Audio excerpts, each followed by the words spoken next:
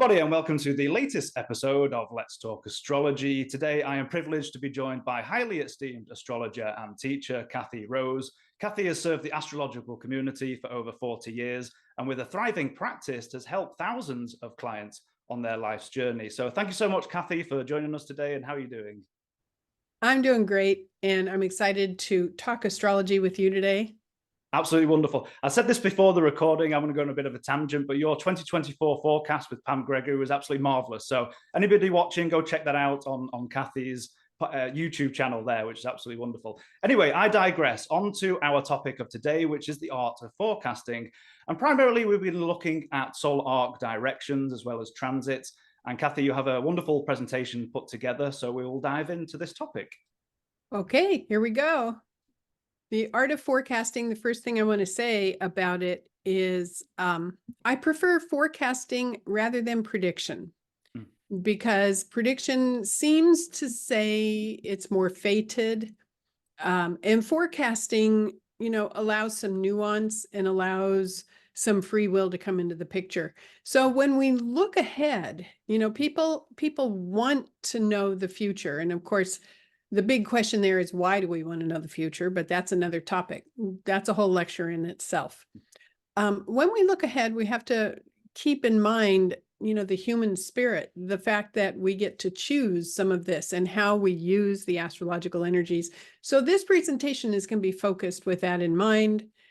I love how you worded that as well. It's given the client the agency and really in a sense of empowerment, that you're not condemned to the deterministic, if something's coming up like a Neptune transit, whatever that might be, you do have an element of agency and power to a certain degree. So I love that statement.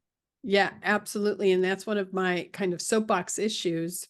And I have to say, I am a modern astrologer. I do use the modern rulerships. I think all approaches work, but you're going to see in the charts that I'm posting, it is from a Placidus house cusp system. If you use whole sign, you're just going to need to convert that in your mind, which is fine. But, this concept of looking into the crystal ball, looking into the future, requires an ethics, requires mindfulness, requires a heartfelt consideration of how we are going to communicate this information. So I'm going to show you a chart example of a person that I had a very, very strong sense about what was going to be happening this time of year for that person earlier this year. And I posted it on one of the discussion forums. So we're going to look at his chart and talk about him. Here is his chart. We're not going to reveal who it is quite yet. I want to say the first thing I want to do is to have you just gaze at the chart and say, what can I observe or feel or sense just from the first impression? And you'll notice I don't use any aspect lines, and I don't have the aspect grid on screen. What can you observe that's obvious? So I do want to also explain the moon in Leo in the 7th house, close to the descendant, has that blue circle around it. So I want to explain that notation. One of the nuanced techniques I use, and I learned this from my friend and mentor, Noel Till, refers to unaspected planets. So planets that do not receive a Ptolemaic aspect, planet to planet, not planet to angle, or any aspects at all, using reasonable orbs, are considered unaspected, and that gives them more punch in the chart. That makes them stand out. That's very much part of their life purpose, to use and express that planetary energy. So here we have this big moon in Leo on the descendant, which says something really important, right? Oh, absolutely. And one of the things when I looked at this chart and some of the things that came to mind, I just thought to myself, I don't believe this person is a shrinking violet.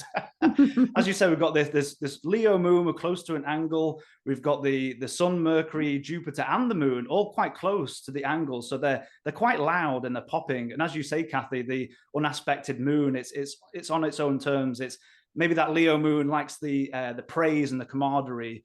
and all those different points. But yeah, just for me, it was the sun, Mercury up on the angled midheaven, and the Jupiter and the moon. We've got the sun and the Mercury, the bendings as well. So yeah, just a few things that came to mind. I just thought this person is going to be seen. This person's going to be loud in some way or another. Absolutely. Yeah.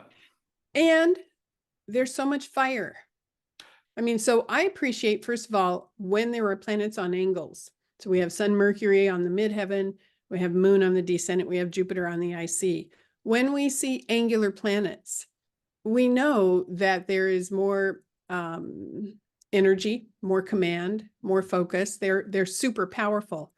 And people tend to step into public view more when they have planets on the angles. On top of that, there is another brushstroke technique that I use intensely. Again, this was put forward by Noel Till, and those would be planets at the Aries point. Now, let me explain. Aries point planets don't always refer to planets in the sign Aries. What I'm referring to are planets at 0 cardinal. And actually, the Aries point orb starts at 29 mutable and goes all the way and through the 1st degree of cardinal. So if you watch my cursor over here in the 11th house, we see Saturn and Uranus at the Aries point. Uranus at 29 mutable, Sagittarius, Saturn at 1 Capricorn. Now, Aries point planets offer high natural visibility and public projection. When I see people with planets at the Aries point, I think to myself, they have chosen to have a life purpose where they get to learn about how to use visibility. Now, it doesn't automatically mean every person with Aries point planets will be famous or on, center stage. But they get to use it. So here we have somebody with angular planets and Aries point planets. This is a very, very strong horoscope. The other thing real quick, Sun Mercury conjunct tends to be the information junkie signature, tends to be somebody who needs to communicate. Mercury is in mutual reception with Jupiter, needs to think, needs to communicate, probably processes a lot of information in a dramatic way with physical energy with that Mars and Aries. Absolutely. There you wonderful. go, right? And I think you mentioned this before, and I think that mutable energy, I think it's the most dominant modality, I think, in this chart as well. So that, again, that speaks to that as well, which is wonderful. Yeah. So let's reveal who, well, let me just say this. Can you make predictions or absolute statements just based on this? Not necessarily, because we don't know how, this is a male, we don't know how he is living this chart. 2 people can be born on this same day at virtually the same time, have virtually the same chart, and live it totally differently. This happens to be a famous person, but somebody else may have been born on that day who didn't live it at the same potential because of the environment, because of their choice, because of who they are as a soul. Absolutely wonderful. Isn't there a famous case or story of a king and a pauper born very, very close together? And of course, the environment is very different. One lives as a royal member, and another one is just a regular folk on the streets. And of course, there might be some similarities in some of the energy pushing out there, but of course, they led very different lives based on their environment and their positions in society. Yeah. And I've been doing this for 41 years as earning my living completely from astrology as a consulting astrologer, working with clients 5 to 7 days per week. And I have had cases of 2 people with the same chart living them totally differently. Wow. I've had twins born minutes apart who express it totally differently. So I've experienced that. Well, here's the reveal. It is NFL football player, quarterback Russell Wilson. Started off with the Seattle Seahawks, now is with the Denver Broncos. Let me just say this. I grew up going to football games. I grew up in Denver. My family had season tickets to the Broncos. So we went all the time as I was growing up. And football is woven into my consciousness. So I follow football a lot. And I made a prediction. Well, not a prediction. I made an assessment earlier last year, 2023.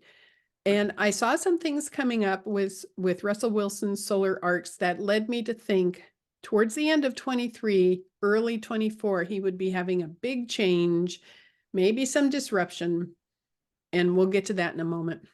Wonderful. So he's a beautiful man. I mean, he just is. He's gorgeous. He's beautiful. Of course, he's a football star, and there's a persona with that. But look at that photo and other photos you see, and you cannot help but see that beautiful Leo moon.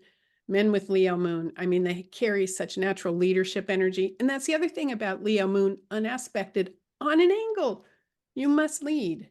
Leadership, inspiring other people is part of your path, part of what you are bringing forward. Okay. So all these arrows that are on screen, one of the things I teach, and I'm certainly going to be teaching this in the course I'm doing with Kepler, is that when you look at the chart, if you're good with solar arcs, you can easily advance planets forward by arc, which means 1 degree per year of life, to hit angles or make other important contacts. And if you can't do this in a flash, then all you have to do is practice, practice, practice. So we have so much Aries point activation, not only the Aries point in his natal chart with Saturn Uranus there, offering that high public persona, public visibility, but you also have planets moving to the Aries point by solar arc and contacting those natal solar Aries point planets. So here you see the sun at 7 degrees Sagittarius. Now you can do this in your brain. You just have to use a little math. And you know that the sun is going to advance to make that conjunction with his natal Uranus at age 22 and begin to hit the Aries point, which is at the 29 mutable. And then it'll spend 2 or 3 years as it advances through that Aries point hitting Saturn. Mercury's going to follow. Starts that at 23. Jupiter down here is going to work to hit the opposition at age 29. That's incredibly powerful. As soon as I see that, and that's what my eye looks at, I look at this and go, my God, there's going to be so much activation for him to express high public visibility at such an early age. And it's a long wave of activity. In addition to that, and at the point you're at now, do you pull up a chart and then you just mentally do the calculations? You like, and you can see when those times are going to be marvelous. Yeah. Instantly. Those of us who were trained by Noel Till and took his master's correspondence course, he just burned that into our consciousness to do that. And he was a tough teacher, but it's an automatic thing for me to look at this. I also naturally will advance the planets to the angles. So you see solar arc Pluto hitting the midheaven at age 20, solar arc Venus hitting the midheaven at age 26. And again, you should be able to do this in your brain by saying how many degrees between that natal planet and that angle. And you can find little tricks to do that. My point is, he's 35 right now. So we're going to explore his life from about age 22 until now with all this activation and look at what's going on. Wonderful. And Kathy, you'll be teaching me about American football. I've said this before, so you're teaching me today. Well, you know, I'm glad you mentioned that, because one of the things I wanted to say is that the quarterback position in NFL football requires somebody who's really smart and strategic, who is a thinker, to call the plays, to react instantly. And it's very common to see a strong Mercury statement. Tom Brady, is it Tom? I think it's Tom Brady, who was the quarterback for the Patriots. Love Tom Brady. And if I'm correct, I think I remember the fact that he has Mercury equaling his sun moon midpoint. Again, that makes Mercury stand out. You know, what is so cool about this is there are very few football players where we have their time of birth. I was just so happy. Of course, he's got moon in Leo. He would say, yeah, I have my birth time. Put me out there, you know. So it seems, for, as you're saying, for quarterbacks, that you need that intelligence, and maybe, again, we've got that mutual reception, as you pointed out before, the Mercury, Jupiter, almost that vision as I can only imagine in my mind, running back the field and then having to wonder what the strategies are, what's coming next, and to, again, in a sense, predict where someone's going to move or anticipate that movement, use that intelligence to then throw the ball. That's what's kind of what was going through my mind. Yes, and that's aided by the fact that he has Mars in Aries, which is very, very quick. And that Mercury in Sagittarius conjunct his sun on the angle is somebody who can generalize instantly. Even though they say Mercury in Sagittarius doesn't have strength, I don't like focusing on that because it does have strength in his chart. He looks, he knows, he reacts. Wonderful. All right. So what we're going to do here on the left side of the screen is what's called the solar arc report. So these are planets making contact, and you're going to notice that all I've included are conjunctions, squares, and oppositions. And this is one of the things I like to teach called advanced simplicity in astrology, which is to get to the nitty-gritty, most basic aspects that have the most power, and not to clutter your mind with millions of measurements that get in the way of seeing the obvious. I love that. Advanced simplicity. Wonderful. And, you know, in order to get to advanced simplicity, you know, you have to have a lot of experience because we all start off very complex, over measuring millions and millions of data points, and then we start chopping away until we find what's essential. So we start off with his solar arc starting in 2011. We go all the way to 2020 on this slide. And what I wanted to mention was the fact, if you look at the top solar arc here, which is Venus opposite solar arc, Venus in opposition to his Jupiter, which I teach to convert that to just equal. Venus equals Jupiter. Delete the aspect, just say equal. In my mind, some may argue, and that's okay. But in my mind, it doesn't matter if it's conjunct, square, or opposite. It's contact, hard developmental contact. Right. Venus equals Jupiter. Oh my God. Receiving a solar arc from Venus, that's just beautiful. And that was in 2011. Solar arcs last for a year, 6 months before, 6 months after they're exact. So that was setting up all of this popular energy, all of this lucky blessings and everything else. He also had Mercury equals Uranus at that time. Pluto equals Mercury. And I'm in North Carolina, I believe. Is it around this time? Was he playing for North Carolina State at this time? Or was this a bit before that? I'm not quite sure the time. Oh, you're good. I don't remember. Right. I honestly don't remember, and I don't want to misspeak. Sure. Yeah. But that could be so. But still a wonderful Venus connection, Jupiter connection. Wonderful. Yeah. He's at the top of his game. You can tell that. Everybody's going to live this differently, though. You know, so Russell Wilson, with the chart that we looked at, has expressed it as an elite athlete. And somebody else may have this same chart and not express it as an elite athlete. If you don't have the DNA, if you don't have the physical body for that, you may not express it in that way. Somebody may express all that public physical energy in a different way, all that thinking energy in a different way. And somebody else may have this chart and be very quiet and still behind the scenes, as Noel Till used to say, might underachieve. But that's putting a value statement on it. But we have choice as to what level we express the chart. In 2012, May of 2012, Russell Wilson signed a 4-year contract with the Seattle Seahawks NFL football team, for those who are watching out of the country and may not be an American and automatically know. And that's a big deal. He was only 22 years old. I mean, or 24. He was born in 88. 24 years old. Yep. Okay. So at that time, just before he signed, he had solar arc sun at the Aries point, you know, right out there saying, hey, I'm glowing, I'm shining, see me, you know, I'm confident. I mean, that's a very strong signature. And solar arc Mercury at the Aries point. You'll see here in 2012, in August, he had Sun equals Saturn, solar arc Sun conjunct his Saturn at 1 degree Capricorn, which is still in the Aries point orb. Sun was meeting Saturn. He had Pluto, solar arc Pluto conjunct his Sun. Here's what I want to say. He signed a multi-million-dollar contract to be with the Seattle Seahawks. Solar arc Pluto was on his Sun, which can be interpreted very similarly to transit Pluto conjunct his Sun. Well, how many people, when they see Pluto coming in their chart, go, oh God, this is going to be terrible. Life's going to be awful. Nothing's going to work out. Lots of people. I'm glad you've said that, because in the next few years, I'll have some Pluto myself. So thank you for that.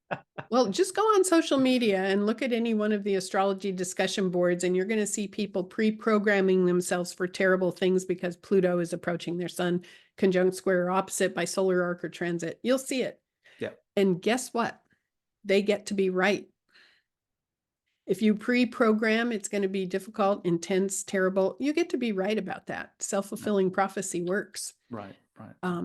So if you were an astrologer looking at this and you use solar arcs, would you automatically go, wow, that's powerful? That could be an incredible empowered period. I would certainly say that is a possibility. The Sun-Saturn connection, I just think to myself, signing the contract is making a commitment. That's what I'm coming to mind with that. It's making a commitment. I'm here. Let's make this a serious contract. When you receive a solar arc from the sun, it's usually pretty stunning and glorious because you are receiving the light from the sun. It's shining a spotlight on that planet. In his case, Saturn's in Capricorn, but it's at the Aries point. Discipline, power, commitment, everything else. He had Mercury equals Saturn. The bottom line was when he signed his contract with the Seahawks, it was just after all that, the solar arc from Venus to Jupiter. He was flowing into Aries point manifestation. He was on top of his game. He was embraced and loved right off the bat when he got to Seattle. Wonderful. All right. So he signed the contract, and then in his second year with the Seattle Seahawks, which would be the beginning of, it would be 2013.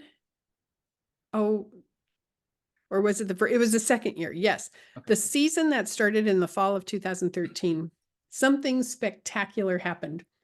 On screen on the right-hand side is a musician named Trey Anastasio. He is the lead guitarist for Phish, Phish, my favorite band. Well, now it's my second favorite band because my son is a musician and he's in a band named Zumst.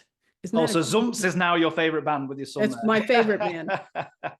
And he was inspired by Phish. And when he was in high school, we used to go to Phish concerts together all the time. Wonderful. My son got me into Phish. Phish is a jam band, and they are quirky and unusual and interesting. And Trey Anastasio is the coolest guy ever. So but they're quite big in the 90s. I'm digressing here, but I believe, 90s kind of era and stuff. They're wonderful. Yeah. Oh, they're still going strong. They've been together for over 30 years, and they never hit super mainstream because they're quirky and unusual, but they have a huge following. Wonderful. So that year, Trey Anastasio did a very cool thing. He was, I think he was giving a concert. He has his own band called Trey Anastasio Band, TAB. And he was playing in Seattle, and he has a song that has the word Wilson in the lyrics.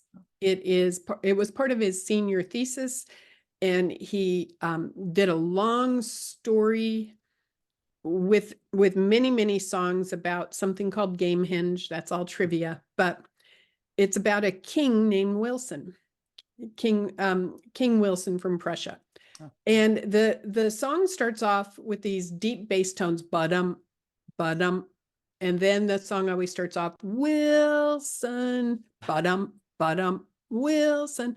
And he mentioned to the Seattle crowd where he was in concert, because he appreciates football. Trey Anastasio is a New York Jets fan, but he appreciates the skill and the talent that Russell Wilson had. Wilson was obviously massively talented and had charming persona and loved by the fans. So Trey, in this concert, said, we ought to start a chant for the Seattle Seahawks. Let's do this every game. And people picked it up. I sent you the video of that. And if you are interested in seeing this, all you have to do is go to YouTube and Google Wilson chant Phish. And this video will come up of how this chant started. Now, we also have to say, I'll leave a link below the video in the description if anyone wants to check that out. Yeah, it was absolutely great. It is spectacular. It brought tears to my eyes every time I watch it. So we also have to say Seattle Seahawks are very loud fans, and the stadium noise during a game was some of the loudest of any in the whole NFL. So Trey Anastasio was the catalyst for saying, let's do this. And they started the chant, and the NFL the announcers worked with it by teaching the fans that when they go bottom, bottom, the whole crowd would chant Wilson.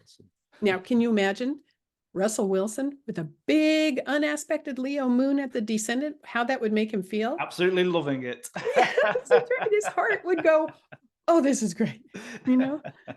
And it worked. And as a matter of fact, so in that 2013, starting in the fall of 2013 football season, they made it to the Super Bowl. And that was in February of 2014, and they won. And they actually played my team, the Denver Broncos, with Peyton Manning, and Seahawks won. And I found myself during the Super Bowl, even though I was rooting for the Broncos, I found myself doing that darn Wilson chant.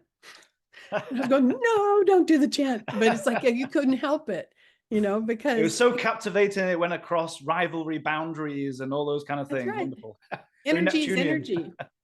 You know what is fascinating about that, though, is that year when the Wilson chant was so strong, look at one of the transits happening. Transit Pluto was conjunct Russell Wilson's Neptune, Neptune being the ruler, modern ruler of Pisces, which I think about fish. And, you know, the fish stars started the chant with Pluto conjunct Neptune, even though Neptune is in Capricorn. I just thought that was so cool. Wonderful. Very, very cool. And during that time, I think Trey Anastasio should get a pat on the back because I think he played a part in them getting to the Super Bowl. And of course, it is the whole team's talent that did it. But when you have that kind of loving, energetic support going on with the crowd, that really helps. But if you were looking at Russell Wilson's chart and seeing that in that year where he won the Super Bowl, second year in the NFL, which is huge, he had transit Neptune square his midheaven. He had transit Saturn. I think it was conjunct his Pluto. I don't tend to write conjunct. He had AP activation. Look at all what was going on at that time. Pluto conjunct Neptune. Would you say, oh yeah, he's going to win the Super Bowl? Not necessarily. Amazing. Is that Venus going across the midheaven as well? Solar arc Venus approaching his midheaven. And that would have been in a little less than a year.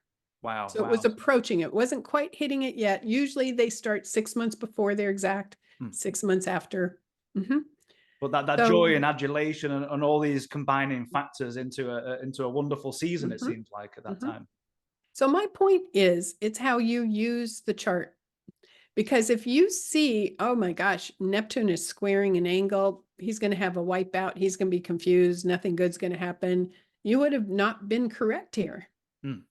It's everything and how the person is living the chart that makes the difference. So it seems like an important point you're making as well is not just to focus on one particular thing that's going on, whether it's Neptune, maybe looking for more confirmations or looking at the wider picture and not just focusing on one particular thing and thinking, oh, this Neptune square or this Pluto conjunct, whatever it might be, not necessarily going to be an awful period to a certain degree.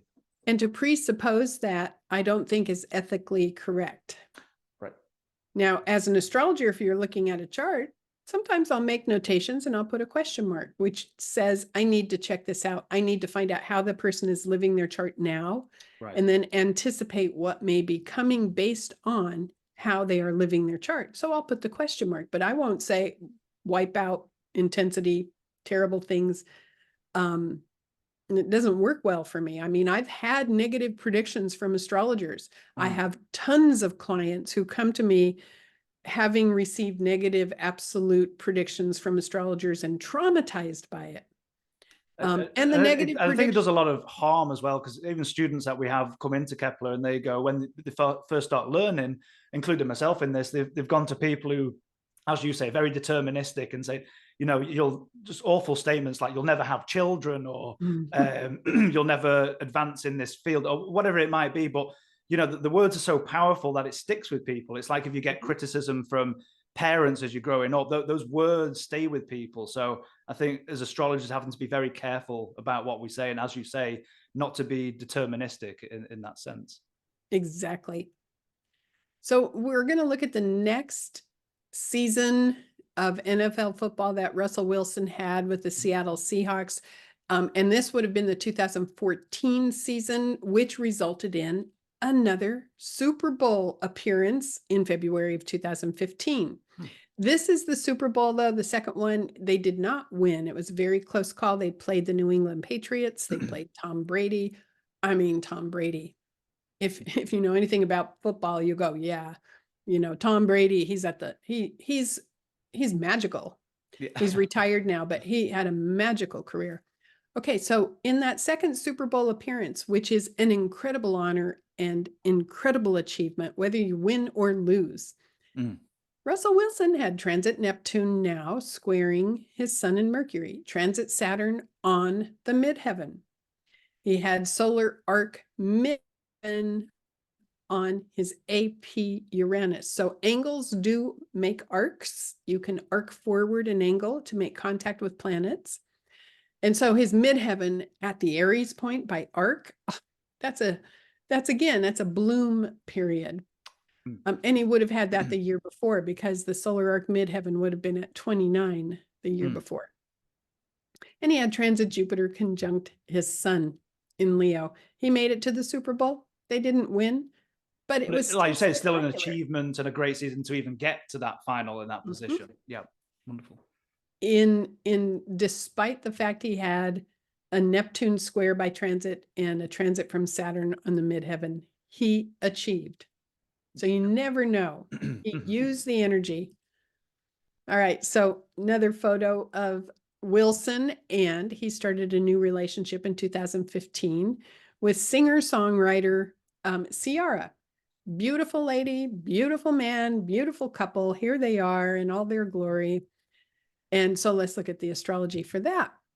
He started the relation. They started dating in early 15. They married in mid 16. They had their first child in 2017. All right. So again, they started dating when transit Saturn was on his midheaven, transit Jupiter conjunct his moon, very strong period. So he had the Super Bowl and he had that. In 2016, again, solar arc midheaven was still at the Aries point activation, but now it was on Saturn. So you see this over here. And again, I want to say he had solar arc Venus conjunct the midheaven exact in mid 2015, which meant it was still in activation in early 2015 when he started dating her. Okay.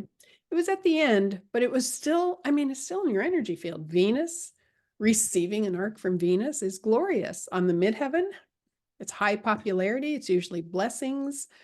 It's usually you bring an important point up, and as you'd speak to students, is the length of how long each particular thing is activated, how many months or how many years, those kind of things. So that's important to learn as your students are learning. Well, it's also the wave of development. One of the things I always stress with my students is when you are preparing a horoscope, please look at the prior 2 to 3 years of arcs and transits and the arcs coming up for probably the next 5 to 10 years, because it's a wave of development. The future comes from the past, and the future is expressed forward. So we want to see what's recently happened and how has that gotten them to where they are, and how is that being developed forward. And that's how you work with clients as well, understanding how they've worked with that, that promise and how they've handled certain situations and kind of lean that into the future. Wonderful, wonderful. Yeah. So when he had his first child in 2017, I think Ciara had a child prior to that already, but when he had his first baby with her, he had a lot of Venus activation. He had solar arc Venus on, solar arc Neptune on his Venus. Let's look at this over here on the arc report on the left. I don't have it highlighted in red, but here it was. Solar arc Neptune equals Venus in April of 17. A lot of fertility there. Solar arc Venus equals Mercury. A lot of fertility there. And Venus equals the sun was building. It would have been exact in 2018. Two things here. Not only did this highlight the fact he got married and had a baby, but his popularity was soaring. If you were in the public eye, Moon and Leo and you're male and you're macho, I mean, right there, you know, people want to follow you. There's a leadership energy there, but Venus just helps it out. Wonderful. Okay. So, all right. Then what happened? He had 10 years with the Seattle Seahawks and he had a very successful career with them. But in March of 2022, he was traded to my team, the Broncos, as if I own them, right? A team that I root for, the Denver Broncos. So let's look at the wave of development that was happening at that point. And this is a big deal. You know, it used to be in the NFL. Once you hooked in with a team, if you became a superstar, you became a signature for that team and you stayed there forever. Like Tom Brady was with forever. Peyton Manning was with the Colts forever. But more and more now, there's not the same kind of loyalty or signature energy of a person staying there forever and ever. So it was a big identity change when Russell Wilson left the Seahawks and became a Bronco. And in advance, would you say it's good or bad? You don't know, but you usually, when there's contact to an angle by arcs or transits, these are big, big, big waves of development. So transit Saturn had moved to his ascendant, change of identity from a Seahawk to a Bronco. Because Seahawks were the first NFL team he played for. He really anchored into his identity, especially with 2 Super Bowl appearances. Transit Saturn would be opposite his moon later in 23. Transit Uranus opposite Pluto. That's a big upheaval and change. Transit Saturn squaring these mutable planets after it moved into Pisces later. So particularly with the contacts to the moon at this time, was it maybe he was still praised, but maybe the adulation maybe wasn't as prominent or the same? Was this kind of the case at the Broncos? Oh, he was still very much worshipped. Oh, he's very much okay. Yeah, okay. Yeah, very much. I mean, superstar. He's a superstar athlete. So this transit from Saturn squaring his sun and Mercury is 2023. So the second year he played as a Bronco. The first year in 2022 was transit Saturn on the ascendant. Okay. When he got to the Broncos, his record has not been spectacular. He's had a rough ride. Now, people will say that's because of the coach. People will say maybe Wilson has already peaked. Who knows, right? But it's been rough for him as a Bronco. He had solar arc Neptune equals Pluto early, about a year ago, January of 23. He had midheaven equals Neptune, June of 23. People might be going, yeah, see that Neptune energy, you know, he's spiraled down, but he had Neptune before and he didn't. Sure. So my point is, sometimes you have this energy and it works for you, sometimes it doesn't. But now we have a factor of he's an older athlete, even though he's only really 35, 36 years old now. That's not. I was doing a bit of research before, and I believe quarterbacks can go a little bit longer. I think the average retirement age is between 35 and 40. I think, is it someone like Tom Brady who broke that? I think he went deep into his 40s. But does that seem like kind of the age that they're starting to wind down or retire? Yes. Football's a hard sport. Peyton Manning went a long time too.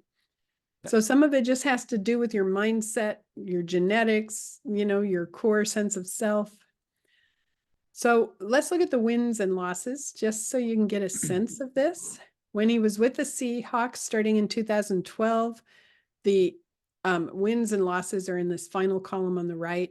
You know, you see 11 and 5, 13 and 3. Sorry, just for the left is wins and the right is losses. Is that correct? Correct. Okay, right. Okay, thank you. So 2013, when they went to the Super Bowl, Seahawks won 13 games, lost 3.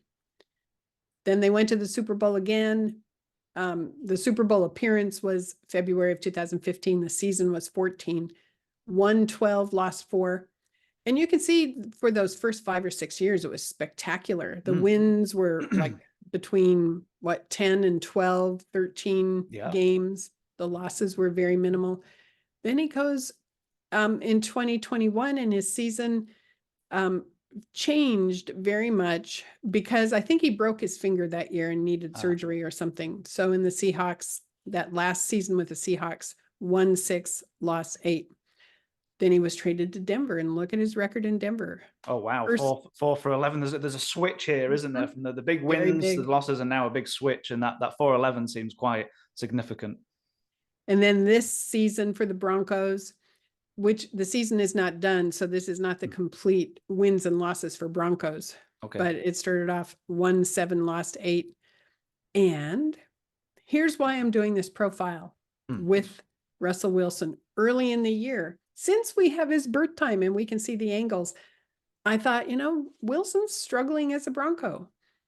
And the Bronco fans are a little frustrated. You can still love the player and love his ability, but the wins and losses weren't that great and people were frustrated.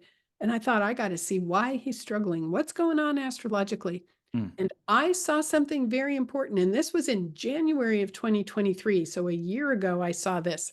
I looked at the chart and I saw that solar arc Neptune was approaching his ascendant. Now, given the fact he was already struggling, given the fact that last year's record wasn't that great, this year's record wasn't that great, and I watched the games, and he wasn't his normal kind of rhythmic perfection that he had in the past. I thought, whoa, I'm seeing solar arc Neptune approaching his ascendant with this transit from Saturn to the midheaven, to the sun, to Mercury. This move to Denver affected him in some way.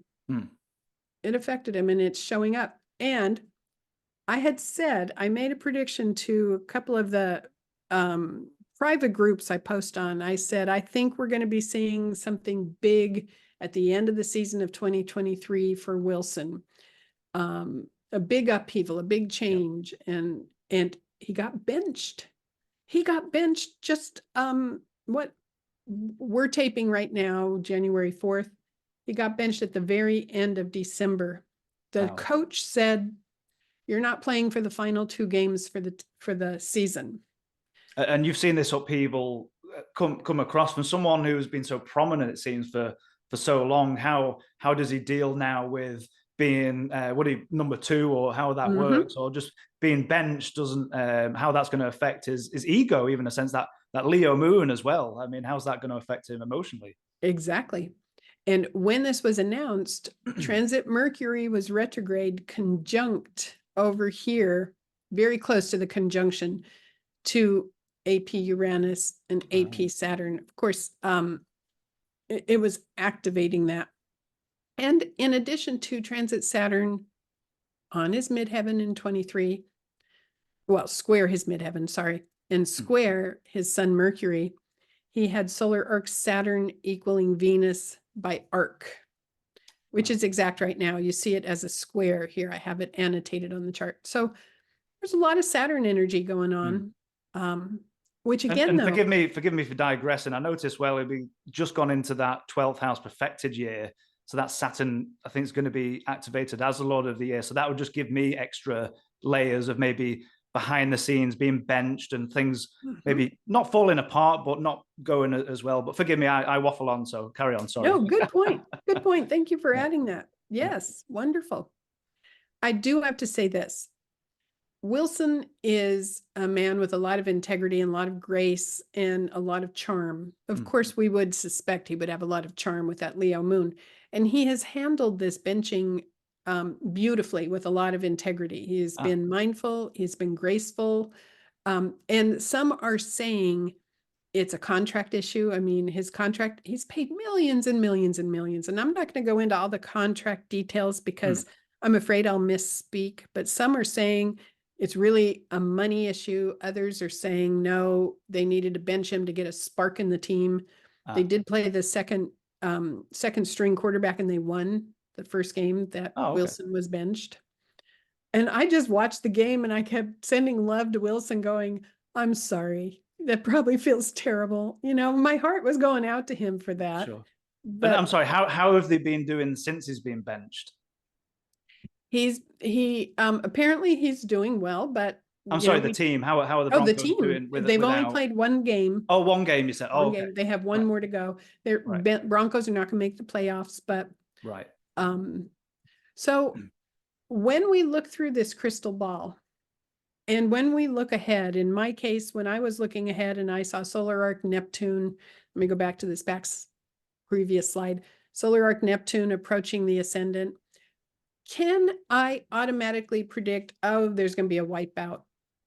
You know, I usually say with Neptune energy, ego takes a break, you know, that it's a quieter period. However, earlier slides I showed you, he had Neptune activation and he was front and center, powerful. So it's many factors coming in, many factors. I tend to think he will not be on the Broncos next season. I don't think he's going to retire yet. It's still a little too young. I tend to think he will find another team. It's fascinating when you look at his astrocartography, Yeah. because Pluto it depends on how you see Pluto, if you use in mundo or not for astrocartography. But if you don't, then he's right on his Pluto line. But he has some great options. You know, he's beloved still. But this is fascinating. You know, I just knew that Neptune, solar arc Neptune coming to the ascendant, it's going to create a phase change for dear Russell Wilson. Yeah. And there we have it. I mean, this is a spectacular example of how you can live your chart at the highest level and manifest a different result with the same cycle. And somebody else might have the same cycle. Based on how they're living the chart, they may manifest it differently, which is saying when you are predicting or forecasting, you must listen very careful to your clients. You must take into account their free will and how they're choosing to express it, and give them the option to take it on the highest level or not.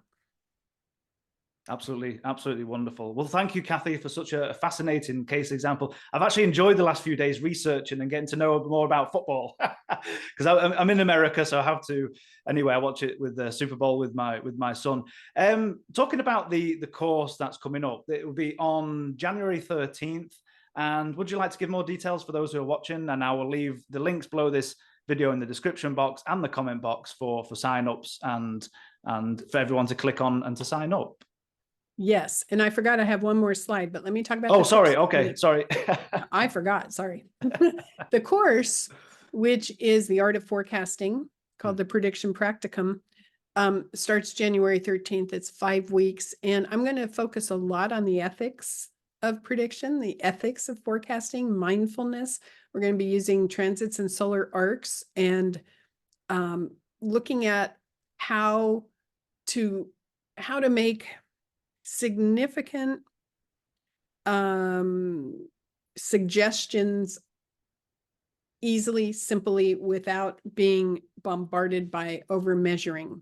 You know, one of the things Noel Till used to say, he was an opera star prior to astrology. You know, he played Wotan. I heard he was quite the gods. Carol Tevz said what a character he was. Oh, he was incredible. And he had this big bass voice, this operatically trained voice. And he used to say with great authority, he had Moon and Leo, how many measurements do you need? And people would snap up and listen, and it was powerful. And it's true. How many measurements do you need? So that course is getting ready to start. It's going to be a deep dive into ethical considerations as well as astrological wisdom and information coming together.